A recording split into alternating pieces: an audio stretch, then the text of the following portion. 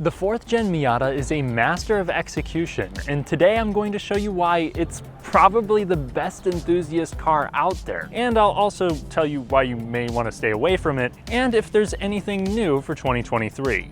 There's only one addition for 2023, and that is a new color, Zircon Sand, which is a nice flat beige. Sounds boring, though I think the little Mazda has enough style to pull off most colors. Now, before I get into the real reasons why I picked this thing up, if you enjoy fun, detailed car content without fluff, please subscribe and hit the bell for notifications. It may seem small, but it's pivotal in helping me take this to the next level. So the first thing that makes this the best enthusiast car is obvious, it's the handling, but not just because it's super fun, which it is, it's also because of how balanced and capable it is. I go into more detail in my full review, but the steering here has zero vagueness on center, and it also comes with a surprisingly slow ratio, but I'm not really bothered by that because it retains a very direct response. And on top of that, it helps this feel more confident and less darty when you're, at highway speeds or something. Everything is just very second nature with the Miata, and contributing to that is the steering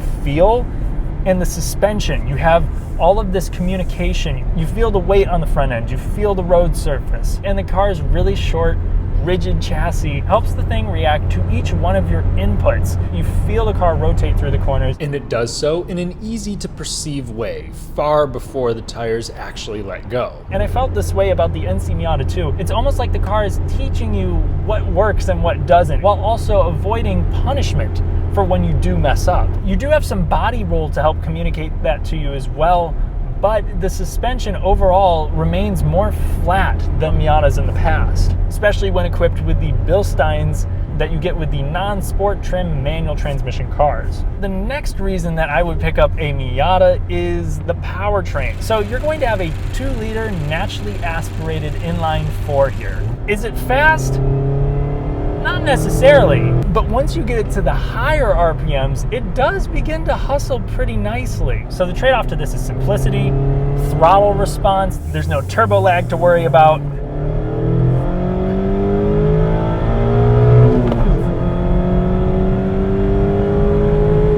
And you really get to wind the thing out because it only has 181 horsepower, so you're not breaking any laws anytime soon. Still, 0 to 60 for me comes up in about 6.1 seconds. Here with the slightly heavier RF,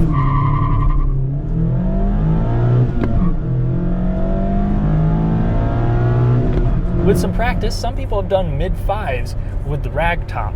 Though truthfully, if you stay below 4,000 RPMs, it feels like a Mazda 3 that's done 2 tours as a college girl's ride. But I really want to get to the transmission. So this is a 6-speed manual. You can get a 6-speed automatic. That's pretty standard, not a terrible transmission, decent gearing, paddle shifters, whatever.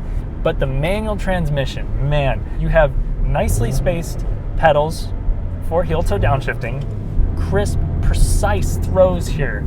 It is honestly just a joy to drive normally. You don't even need to be hustling the thing. You feel how fast the engine is spinning through the clutch, through the shifter, and it also has the perfect throw length. Combo that with aggressive gearing and close ratios, I honestly can't think of a single way that this could be better. The shifter and the clutch pedal also have a light feel to them, but that too does not get in the way of any sort of engagement. Something that could be a downside depending on who you are, this does not have enough torque to create low range power to break the tires loose. Another thing helping it retain grip is the limited slip differential you get with the non-sport manual models.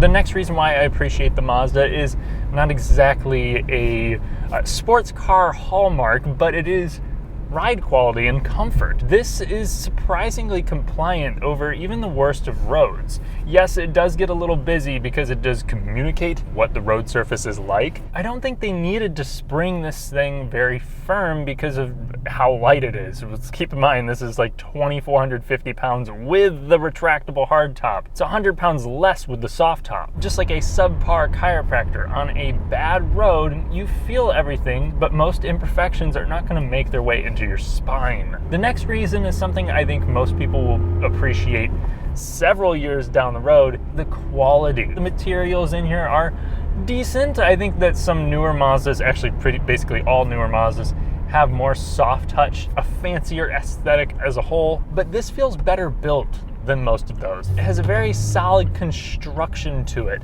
Everything that you interact with, there's like no play in it. It doesn't feel, again, very opulent, but it does feel like it will stand the test of time. It feels like it'll be easier to clean, though there have been complaints about leather points accumulating excessive wear. I also really love the Recaro seats that you get with the Brembo BBS package. And so long as you skip the sport, you get this color key door panel, which I think is a nice touch. And while we're talking interior, I'd also like to compliment this for its packaging. Yes, this is a very small car and it makes you well aware of that. However, I'm 6'3". I have enough room here for my knees. My head is just kind of scraping the roof there, but I don't have any issues cramping up. The most difficult thing about it for me is just getting in and out. Passenger, on the other hand, the footwell isn't as big, so you have to bend your knees more and you're kind of hitting the dash then. And also, if you move the seat all the way back, then the seat itself will rub against the plastic and make a horrible noise as a result. Another part of packaging that I like, you can fit 2 carry-on suitcases in that tiny trunk, and it also swallows up my camera gear. I put in a laundry basket, groceries, and I also think they pack in quite a bit of features into the interior. It's not a strong point of the Miata, but you do have like proximity unlock and lock with a push button start as standard. You also have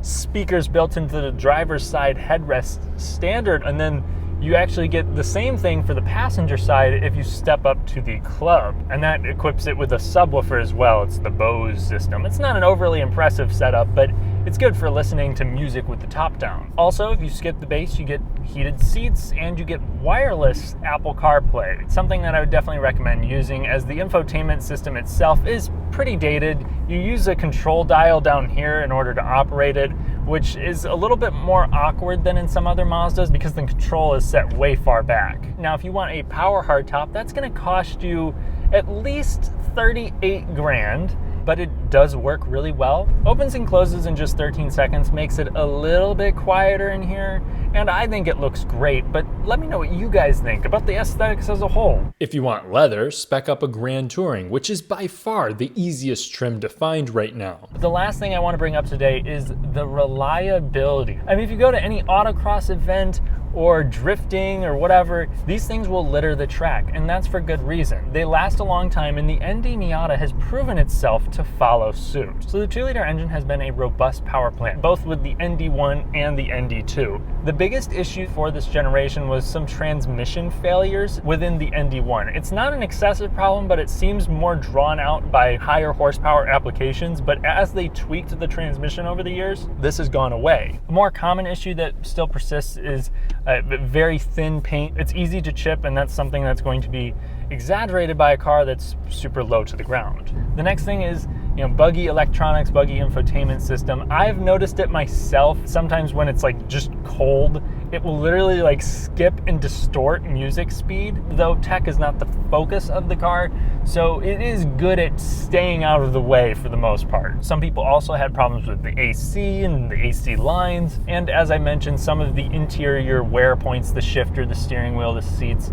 that are covered with leather, those can start to peel or develop tears. But overall, it's pretty hard to find quality and dependability issues with the ND Miata. But it's not all perfect. There's a lot of limiting factors with this thing, like the storage. Even though this is pretty efficient with what it has, there's just only so much that this can do. You also have a lot of wind noise. You have dated technology. Getting in and out of it can be a process. The plastics are geared toward low cost and durability. I think I should also mention the price, because yes, you can get this for under 30 grand, but most are the Grand Touring spec.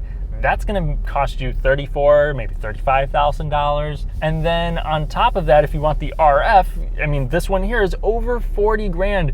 And so it does begin to feel like a lot of money for kind of literally a little car. And then the last thing is the GR86 exists. Now for convertible purists, that doesn't matter, but a lot of people buying a Miata new want an outrageously fun car at an attainable price, so when I was looking for my own car, I considered each. This is hands down more entertaining than the Toyota Twins. It reacts quicker, it feels more balanced, and the open-top experience is special. There are some obvious drawbacks to this body style though, and the BR-Z and 86 are also highly capable and engaging drivers' cars that happen to be much easier to live with. Still, this has about perfected the entry-level roadster. If you have low utility needs and you desire the best new enthusiast car for under 40 grand, this is it.